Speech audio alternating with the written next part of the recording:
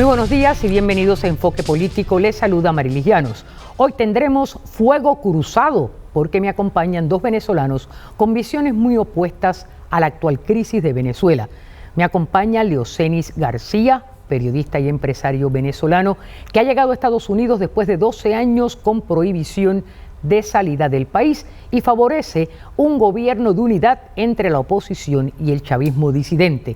En contra de esta postura, José Antonio Colina, militar retirado y exilado político, presidente de VPEX, Venezolanos Perseguidos Políticos en el Exilio, una organización que fundó hace 11 años. Bienvenidos a ambos. Muchas gracias, Marilis. Leocenis, un abrazo. Después de 12 años por prohibición del país, Sí. ¿Cómo te han dejado salir? Bueno, vengo llegando de Washington, donde me he reunido con el señor Helio Abram, enviado especial para el caso Venezuela del Departamento de Estado, con el señor Mauricio Claver Carones. asesor del presidente Trump, con el secretario general de la OEA. Y he salido después de 12 años de Venezuela creyendo que estamos muy cerca de un cambio y que tenemos que unir voluntades para resolver la crisis. Yo mantengo una prohibición de salida del país, yo voy a regresar. O sea, esa prohibición se mantiene. Sí. ¿Tú has violado entonces la prohibición? Yo he violado la prohibición. Técnicamente no, porque yo envié hace 3 semanas una carta pública al presidente del Tribunal Supremo de Justicia de Venezuela, donde le recordaba que las medidas de coerción personal solamente pueden durar 2 años. La mía lleva 12 años por motivaciones políticas. Así que quien está violando la Constitución no soy yo, sino los magistrados del Tribunal Supremo de Justicia, de manera que yo volveré al país y bueno, y veremos qué hará el gobierno. Ustedes los dos son venezolanos, Colina ha estado en múltiples ocasiones en el programa y quieren, me imagino, como venezolanos, lo mejor para su país. Sí. Su postura es una postura un tanto no aceptada en el exilio por los venezolanos exilados. ¿Por qué, Colina? La postura de él es una postura en la que participa un chavismo disidente, una oposición, y llegar a un acuerdo y buscar la manera de tener unas elecciones libres. Bueno, mira, para nosotros eso es inaceptable, es una postura que nosotros ni siquiera la vemos cerca, sobre todo cuando hemos dicho en múltiples oportunidades, tenemos casi 16 años diciendo que el chavismo es sinónimo de destrucción, es sinónimo de violación a los derechos humanos, es sinónimo de corrupción. Una gran cantidad de esos elementos son los responsables, yo diría que la mayoría, hablando de los que han estado al frente de ese régimen, son los responsables de la crisis que está viviendo el país, y pensar que pudiéramos ir a un gobierno de transición con estos elementos en el poder, para mí es inaceptable. Inclusive, aquellos que mantienen una postura de que hay que suavizar las sanciones porque eso afecta al pueblo, para nosotros es inaceptable. Tenemos 16 años pidiendo sanciones, pidiendo que se le ponga una espada de Damocles a estos delincuentes que se encuentran en el poder, y yo creo que pensar en eso pues no va acorde con lo que piensa el venezolano de a pie, tanto dentro como fuera del país. Ahora, no ha pasado nada en Venezuela que beneficie al venezolano después de todas las gestiones de Guaidó. Entonces, estás escuchando que una persona que lleva aquí años en el exilio y tiene gente que le sigue y que le apoya sus ideas, no están de acuerdo con lo que ustedes plantean. ¿Cómo ustedes lograrían llegar a un acuerdo? O sea, ¿esto tiene manera de subsanarse? Mira, yo quiero decirte, porque tengo que decirlo, yo tengo un gran respeto por Colina desde el punto de vista personal, y no voy a ocultarlo en este programa. Sé que es un gran luchador por los derechos humanos. Estando yo preso, ha levantado muchísimas veces la voz por mí. Y entiendo su postura, no la comparto, pero entiendo su postura y entiendo la postura del exilio venezolano. ¿Por qué? Porque tú has visto un país que era la promesa de ser la Suiza de América Latina, convertida en una Zimbabue. Las violaciones de derechos humanos en Venezuela son increíbles. Entonces, no es sencillo plantear una ruta práctica y pragmática. ¿Por qué digo práctica y pragmática? Cuando la dictadura del general Pinochet empezó en una crisis, empezó a caer en una crisis ya. Habían varios, como digamos, candidatos o gente que podía aspirar a la presidencia, estaba Lago, etcétera. Y había un tipo que tenía 1% en las encuestas. Ese hombre se llamaba Patricio Auli, que venía promoviendo una salida de consenso con los militares, y de alguna manera va a sonar feo esto que voy a decir, pero fue el propio presidente Pinochet quien pidió a Auli, de alguna manera, que la única forma de ir a unas elecciones libres era con Auli. ¿Y en qué terminó eso? Terminó en una cosa, Marilis, increíble. Pinochet terminó en el ejército después que sale del poder, y de alguna manera se desmontó la dictadura chilena, con los propios actores. Pero tú ves esto viable en Venezuela. O sea, nosotros tenemos ya una trayectoria de lo que ha hecho el chavismo. La gente habla mucho de la transición chilena. Y bueno, yo te voy a hablar de otra que se parece más al chavismo, que es una mezcla de una dictadura con una pequeña banda criminal que maneja el poder. Te voy a poner el ejemplo. 1937 invaden Alemania, la dividen en dos. Los nazis por un lado y el 13 de septiembre los soviéticos. Se crea un gobierno interino. Ese gobierno interino es apoyado no solamente por Estados Unidos y todas las potencias, sino incluyendo el Vaticano. Cualquier parecido con la realidad, pura coincidencia. Se nombraron embajadores, etcétera. Pero el gobierno interino no lo logró sacar del poder. Perdona, yo te entiendo. Me perdona. Sí, bueno, pero el gobierno interino no logró sacar del poder a la dictadura polaca. ¿Y tú sabes qué pasó en el año 45? Del 37 al 45. En el año 45, los intereses geopolíticos de Rusia, Estados Unidos e Inglaterra llevaron a la dictadura, cualquier parecido con lo que está pasando, llevaron a volver a reconocer la dictadura polaca a cambio de que hicieran unas supuestas elecciones libres. ¿Qué pasó? Se convocó el famoso referéndum del triple sí, que la dictadura se lo robó. Empezó un proceso de golpe en golpe. Mira, el problema, te quisiera dejar el programa entero para esa clase de historia, pero fíjate, nosotros tenemos que ir a lo pragmático aquí. Y lo pragmático es que todas esas ideas que tú me puedas expresar referente a hechos que han ocurrido en la historia, nosotros no podemos, después de tantísimos años, aplicarlo a Venezuela con lo que está pasando en Venezuela. ¿Por qué? Porque no lo podemos aplicar, porque estamos en otra época, estamos ante otra situación. Primero que nada, Leocenis, tú estás comparando peras con manzanas. Para comenzar, en Venezuela lo que existe es un cartel de narcotraficantes. Hay una cantidad de generales, y yo vengo de las Fuerzas Armadas y mantengo contacto con las Fuerzas Armadas, una cantidad de generales que no son militares, son capos de la droga y son mercenarios políticos. Esos elementos no están cuidando la institucionalidad ni la constitución y no les importa el pueblo. Eso lo que les interesa son sus negocios y saben que están tan mal vistos a nivel internacional que una vez que pase esto, ¿verdad?, entonces ellos irían a la cárcel dentro o fuera del país. ¿Por qué yo me opongo a las elecciones? Porque no soy demócrata. Yo me opongo a las elecciones porque un proceso electoral en Venezuela convertiría una banda de delincuentes en el supuesto negado que llegaran a ganar, los convertiría en la oposición legítima. Es la situación, y eso es inaceptable. Esa es la situación muy diferente a todo esto que me has contado, ¿no? Toda esta parte de la historia que me has narrado, que es que la situación de Venezuela es sui generis. En Venezuela tú tienes lo que él está hablando, y esto no lo opino yo como periodista, te lo estoy diciendo que es el sentir generalizado y ha sido denunciado ya en diferentes esferas. Tienes prácticamente una mafia. Cuando Guaidó inició sus gestiones y una masa de pueblo le corrió detrás, esperanzados en que algo se iba a resolver, mira lo que ha venido pasando. Entonces, entonces Marlene y Colina, como no les gusta la historia de otros, no hablemos de la transición española, no hablemos de la transición polaca, no hablemos de la transición chilena, entonces vamos a hablar de Venezuela. Sí, podemos, mira, déjame explicarte algo, Leocenis, déjame explicarte algo. No es que no nos guste hablar de la historia. Yo tengo un programa que lo estamos conduciendo ahora que es de media hora. Si yo te dejo a ti que tú me dejes esa historia, nosotros no podemos hablar de más nada porque 30 minutos corren. Entonces, estamos hablando de una realidad. Tú tienes un planteamiento y una visión. Entonces vamos a hablar de la realidad de Venezuela. Los últimos años, cada vez que la dictadura venezolana ha estado en peligro, es porque personajes que vienen del chavismo, que acompañaban al gobierno, se han revelado. ¿Quién puso en peligro hace 2 años al régimen cuando tambaleó? Apareció Luis Ortega Díaz, fiscal general de la República, y dijo, esto va a ser una dictadura, señores, esto va muy mal. Antes había aparecido el general Rodríguez Torres, que era compañero de Diosdado Cabello, por cierto. Y no es compañero de Diosdado Cabello, eso es falso. Uno de los hombres de Nicolás. Mucho menos antiguo que Diosdado Cabello, mucho menos. Pero era director del SEBIN, puesto por Diosdado Cabello, es lo que quiero decir. Aparece y tiembla la dictadura. ¿Y ahorita qué tiene Maduro? ¿Qué tiene Maduro, Colina? Te voy a hacer una pregunta. ¿Tú de verdad crees que cuando Luis Ortega brincó la talanquera, que cuando Miguel Eduardo Rodríguez Torres brincó la talanquera, ahorita que Figuera, que es el top star aquí en Miami, brincó la talanquera, eso ha puesto en peligro la dictadura? Yo creo que estás equivocado. Lo que ha puesto en peligro la dictadura ha sido la gente en la calle cuando ha salido, y eso que no ha salido en masa. ¿Tú crees que lo que pasó el 30 de abril, cuando, independientemente de las cosas oscuras que hay detrás, ¿no? Que hay unas cosas con las cuales... Muy oscuras, ¿no? La boliburguesía y los corruptos queriendo manejar la transición. Exacto. Pero el 30 de abril demostró que hay un consenso en parte del gobierno y el único partido político importante que existe en Venezuela, que no es el PSUV ni Voluntad Popular, sino la Fuerza Armada Nacional, hay un consenso en que Maduro es el problema.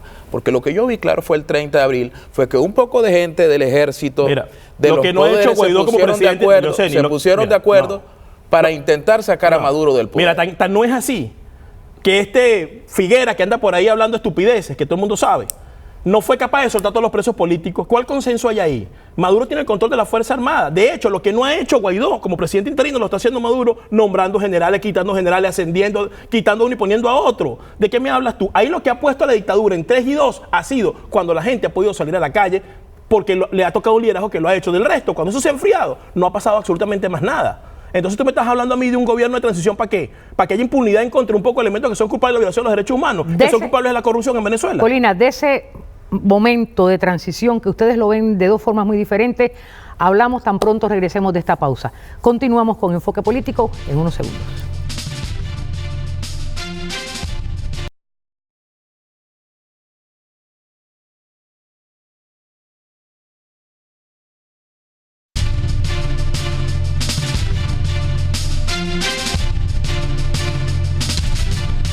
Tranquilo. Continuamos con Enfoque Político, me acompañan Leocenis García y José Colina. Tienen puntos y visiones muy diferentes de lo que pudiera ser una transición en Venezuela ante la crisis que vive actualmente. Leocenis, dejamos en el aire esto de cómo negociar con un gobierno como el de Maduro, cómo negociar con Cabello. O sea, ¿se puede negociar con esta gente? ¿Se puede llegar a un acuerdo con esta gente, a tu modo de ver? Mira, el destino inmediato de Nicolás Maduro es salir del poder. Hay 2 clases. ¿Qué es una transición? Una transición, a veces yo escucho hablar de transición y parece que estuviesen hablando de democracia. Una transición no es un proceso democrático. Obviamente que no, es el paso de una cosa a la otra de la manera en que se decide hacer. Una transición es una suerte de semidemocracia, una cosa así, semidictadura, donde convive parte del establishment político que está saliendo del poder y parte del establishment político que tiene, no el poder, pero que tiene la legitimidad de la gente. ¿Y se debe tener confianza o se puede tener confianza en ese tipo de dictadura? Mira, tú has dicho, para utilizar un término de Colina, ha dicho, yo no creo que el chavismo es una banda criminal, el chavismo. Es decir, hay gente que es chavista, ni es narcotraficante, ni es delincuente. Creo que los capos del chavismo, allí sí hay una banda criminal. Entonces, si a ti te tienen secuestrado, les han cercado, los tienen cercados, les quitaron el agua, les cortaron la luz, están asustados y los que tienen pistola y los venezolanos somos sus rehenes. Y todo lo que están pidiendo es una ambulancia para salir del lugar.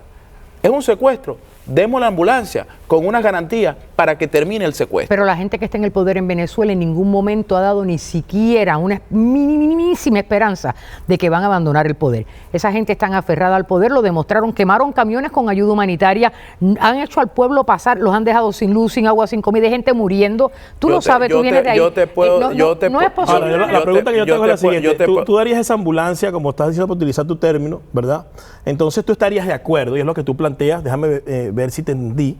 ¿Tú estarías de acuerdo que en una transición, como es algo que es semidemocrático, entonces haya que perdonar? Entendemos que el chavismo ubicas a todo el mundo. Yo digo el chavismo, me refiero a los dirigentes, no me estoy refiriendo a los chavistas seguidores, me estoy diciendo a los que han tenido cargos, a los que han sido funcionarios. Entonces tú estarías de acuerdo que elementos que hayan violado derechos humanos, elementos que han sido narcotraficantes, elementos que se han robado el dinero de todos los venezolanos, ¿tú estarías de acuerdo que se les perdonara los delitos? Colina, para la transición. Colina, es la pregunta directa. Y te tengo la respuesta directa. Yo he sido un promotor en Venezuela de una ley de olvido y perdón para militares y civiles que permita una transición. Con la única objeción de esa ley, nosotros tenemos una ley, tú la puedes meterte en ProCiudadanos y leerla, que no se perdonen los delitos de narcotráfico y violaciones graves de derechos humanos.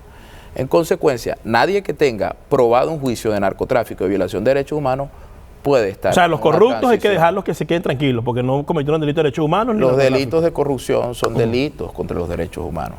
No está tipificado así en la Constitución, ni tampoco tipificado en el Código.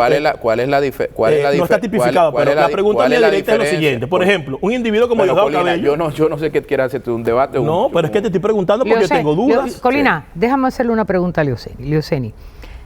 Dices que Maduro tiene que irse. Sí. Que Maduro... Es el único que no es negociable. Entonces, ¿se puede negociar con Cabello? Sí. ¿Ustedes negociarían con Cabello? Pero si es el jefe del único partido que existe en Venezuela, que es la Fuerza Armada Nacional, que está harta de Maduro. ¿Y qué? Diosdado está, o esos militares, ponen a alguien en la transición y nosotros tenemos a Guaidó, etcétera. ¿Cuánto puede durar la transición? 6 meses, 1 año. ¿Y tú crees que Diosdado gana unas elecciones libres en Venezuela? ¿Tú piensas que Guaidó va a negociar? Porque al final la transición es para construir un proceso electoral. ¿Tú piensas que Guaidó va a negociar con Cabello? Yo no sé de verdaderamente qué tiene Guaidó en la cabeza y yo de verdad no quisiera, Marily, con todo respeto, venir a hablar de Guaidó en el programa. Es decir, yo creo que Pero Guaidó existe, igual que existe Cabello, igual que existe Maduro. Y Guaidó encabezó una encrucijada, ha sido reconocido un gobierno interino por 54 países, millones de venezolanos se le fueron detrás en las calles.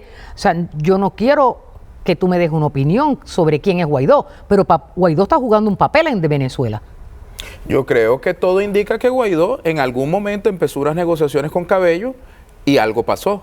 Hay 3 elementos clave. Uno, una reunión que se da previa a la juramentación del 23 de enero, que aquí en Miami la gente se empezó a poner ¿cómo se ponen estas cosas en la cabeza? Sí, los gorros Los gorros eso en burla, como que si Cabello había inventado una reunión que fue cierta, Colina, una reunión entre Cabello y luego hubo otra negociación que fue cuando el presidente de la Asamblea Nacional salió del país y fue a regresar y le envió un mensaje con el señor Marrero, que está detenido. Hubo un acuerdo de que iban a entrar por Colombia y el presidente de la Asamblea Nacional entró por Maiquetía y entiendo que eso rompió la negociación. Mira, yo no quiero hablar de alguien que no está, que es Guaidó, pero lo hemos tenido que hacer siempre porque siempre hemos hablado de alguien que no está. Ahora, en un momento determinado, Colina, ustedes apoyaron la gestión de Guaidó. Al principio. Y Guaidó en estos momentos, por razones X, está tomando un rumbo que muchos de ustedes no apoyan. Vamos a hacer una pausa y regreso con esa pregunta sobre la mesa.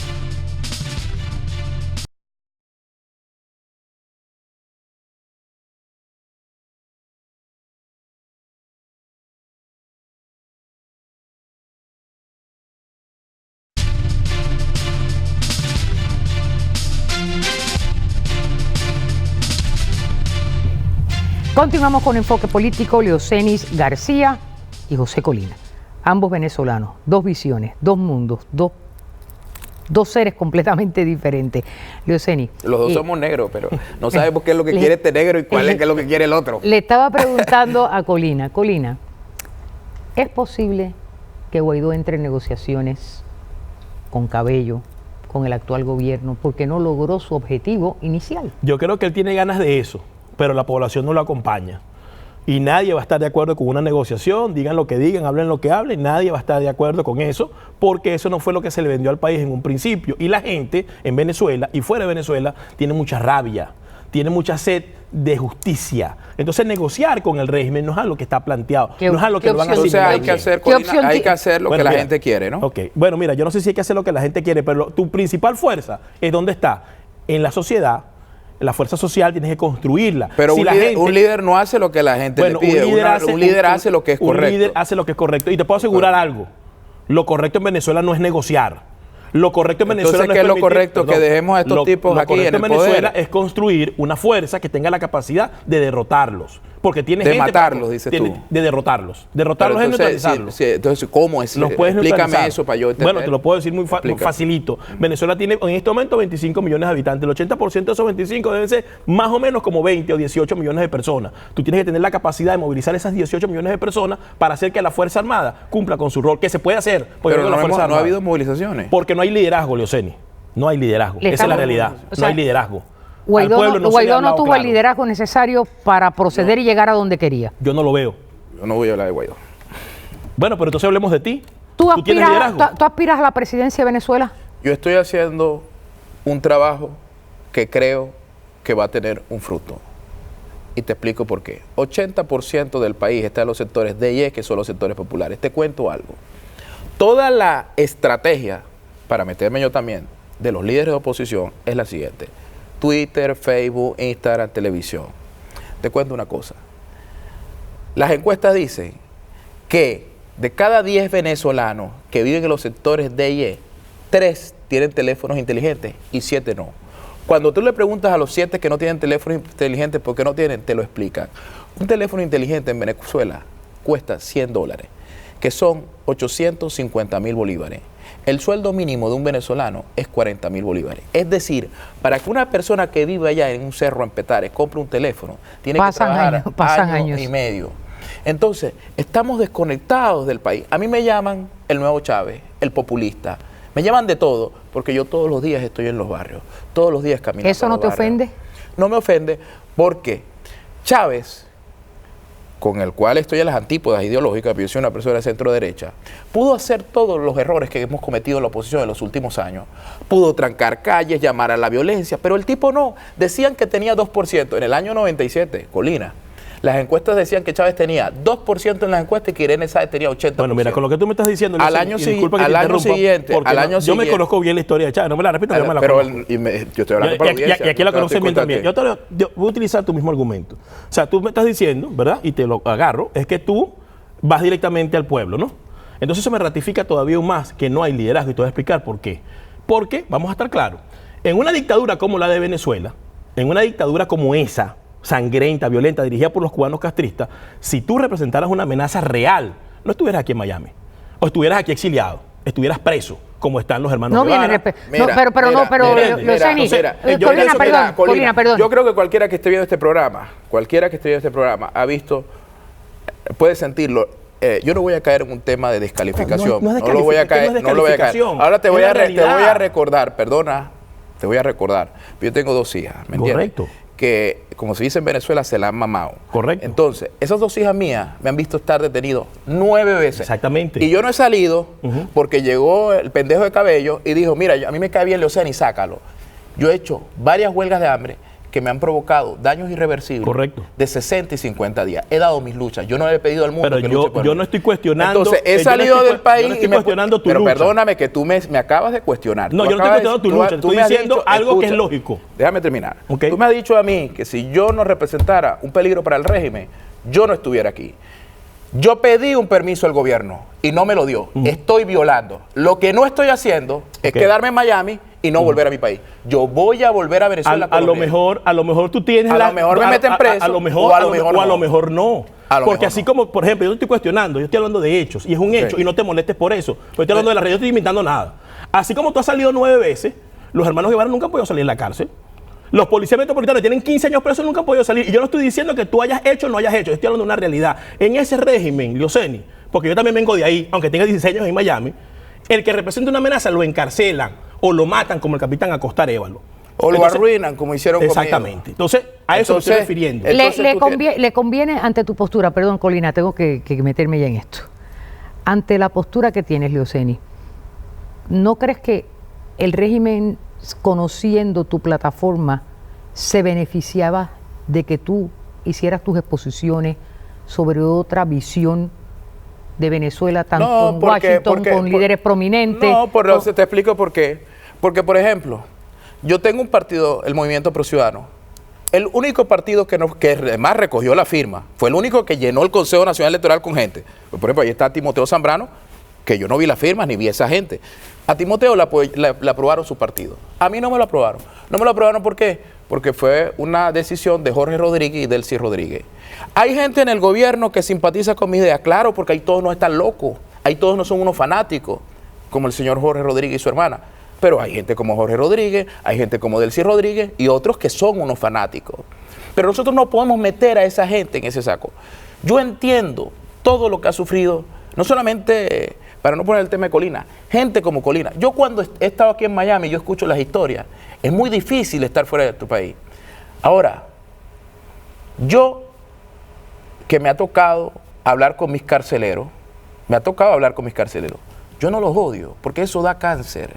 El odio da cáncer. Yo no los odio, los perdono.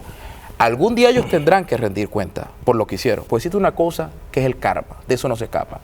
Pero Venezuela necesita un coraje muy grande de los venezolanos, con todo el dolor, que nosotros no nos parezcamos a esto en que devino el chavismo. Sin embargo, tú hablas de esa manera, Colina habla de esta manera, y cuando nosotros vemos cómo habla Cabello desde Venezuela, de la manera... tenemos que parecernos a Cabello. No, pero te hablo, no estoy hablando de que se vayan a parecer. Si tú tiendes una toalla blanca y él tiende otra, para hacer un gobierno de transición, para una unidad. Eso no es lo que está viniendo de Venezuela para acá. Nosotros vemos las imágenes cuando llegan de Diosdado Cabello hablando de una manera despótica, horrible de los venezolanos que están en el exterior, burlándose, atacándolos. O sea, ¿esto es un one way, como dicen los americanos, una vía o son dos vías? Bueno, mira, yo la verdad te voy a decir algo. Yo pienso que es una sola vía nada más porque ellos no tienen ninguna intención de abandonar el poder. Y yo creo que se confunde lo que es la justicia o la justicia que uno desea o que uno quiere con el odio o el rencor. Yo particularmente sí los detesto, no lo escondo, y sí tengo todo el deseo que en ese país impere la justicia y que todo el que se robó un centavo, maltrató a alguien, encarceló a alguien ilegalmente, vaya a la cárcel. Yo no pienso negociar con esa gente. Y sí, a lo mejor tienes razón, a lo mejor los exiliados que estamos fuera del país no tenemos la posibilidad y la valentía que tú tienes de regresar para que nos metan presos, nos maten. Es posible y eso lo aceptamos. Ahora, lo que sí te voy a decir es algo. Si el país lo quieren reconstruir, no va a ser en base a la impunidad, ni va a ser en base a perdonar a los elementos que causaron este daño. Y hay otra cosa que también es importante.